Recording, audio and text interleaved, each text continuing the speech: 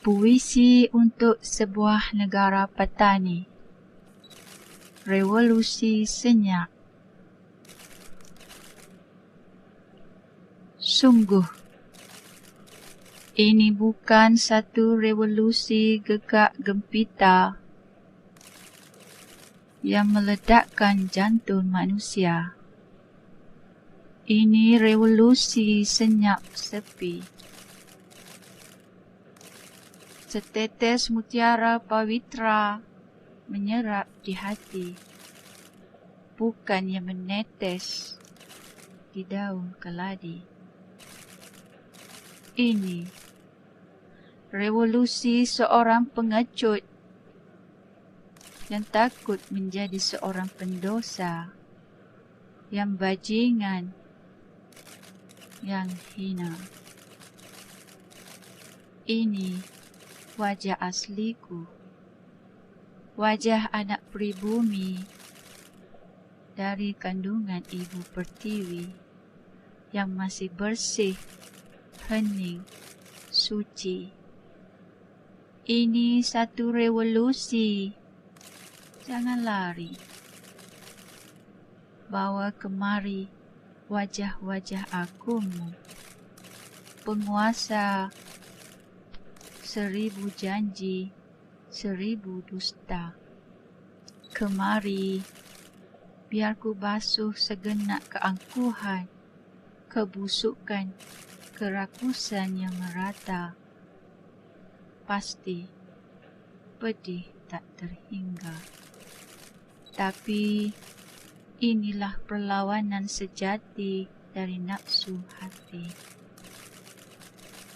Ini satu revolusi paling sunyi.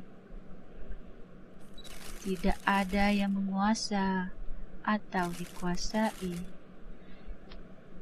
Di sini kita berdiri, menyuluh jauh ke lubuk sanubari, mengulang kaji riwayat diri. Sampai nanti saatnya kita berani berkata, kami bukan anjing yang menggigit ekornya. Kami bukan bangsa yang menjajah rakyatnya. Untuk tahap ini, tetap aku berkata, aku tak percaya pada itu keadilan. Aku tak percaya ada kebenaran. Aku tak percaya manusia ada kebebasan. Aku tak percaya di hati ada kebaikan.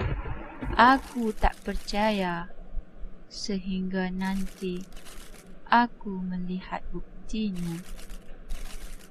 Pandanglah ke dalam diri.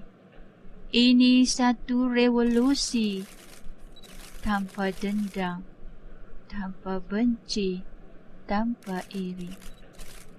Sungguh, ini satu revolusi. Revolusi setetes mutiara pawitra cinta, namun bisa menyuci tangan-tangan yang bernoda.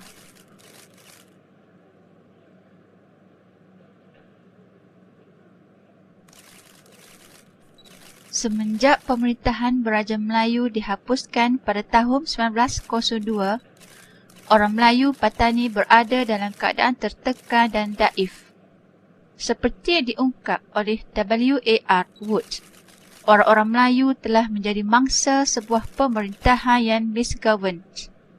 Justru, tidaklah hairan apabila kekacauan seringkali berlaku di wilayah selatan antara tahun 1910 hingga 1923.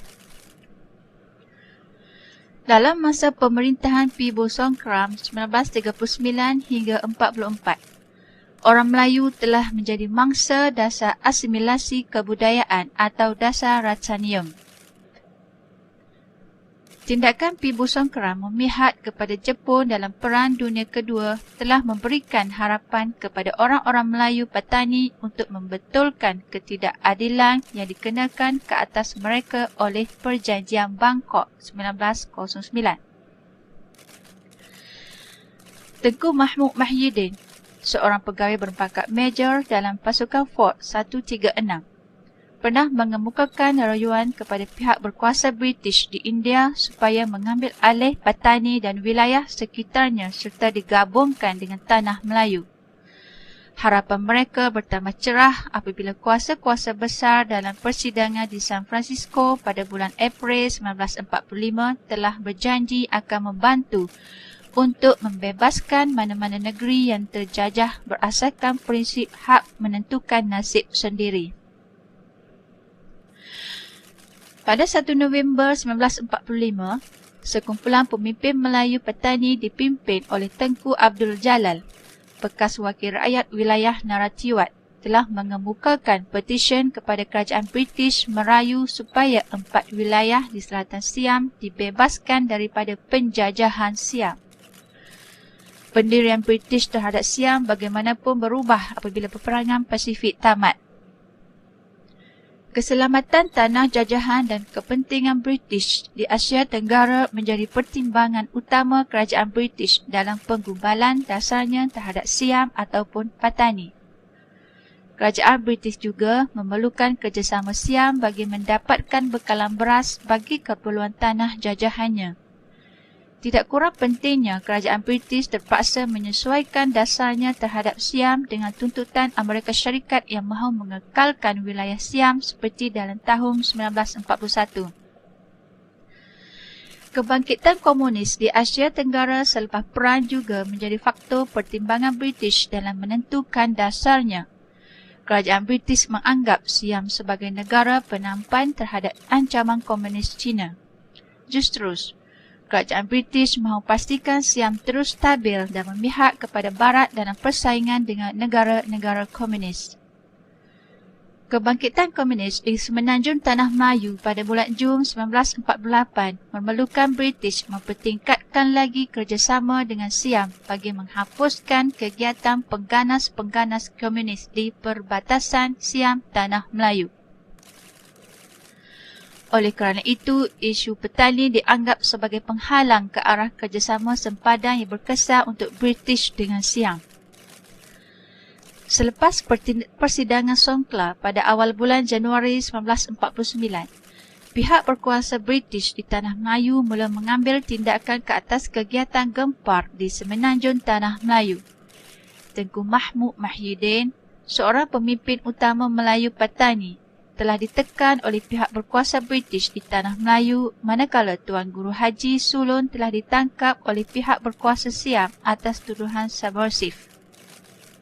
Gempar, sebuah pertubuhan politik masyarakat Melayu Patani di Semenanjung juga telah disekat aktivitinya. Akibat daripada tekanan tersebut, gerakan Melayu Patani mula lemah dan goyah. Sungguh pun begitu, perjuangan Tengku Mahmud Mahyuddin dan Tuan Guru Haji Sulun telah diteruskan generasi muda petani. Dalam tahun 1960-an, beberapa pertubuhan pembebasan telah ditubuhkan bagi memperjuangkan kemerdekaan petani melalui perjuangan bersenjata. Perjuangan itu bagaimanapun masih belum menempa sebarang kejayaan. Bagi sebahagian umat, petani mungkin hanya sebuah nostalgia negeri Melayu.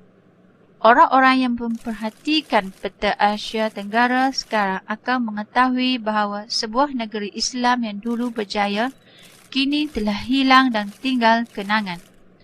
Berbeza dengan nasib negeri lainnya seperti Bosnia, Kashmir, Chechnya atau Palestin yang tak pernah sepi dari pemberitaan. Patani ditakdirkan telah menjadi sebuah negeri yang dilupakan orang, sepi dan tidak naik panggung. Namanya hanya terdapat pada peta dan dokumen lama saja. Demikian juga dengan yang orang petani, hilang dan tak dikenal.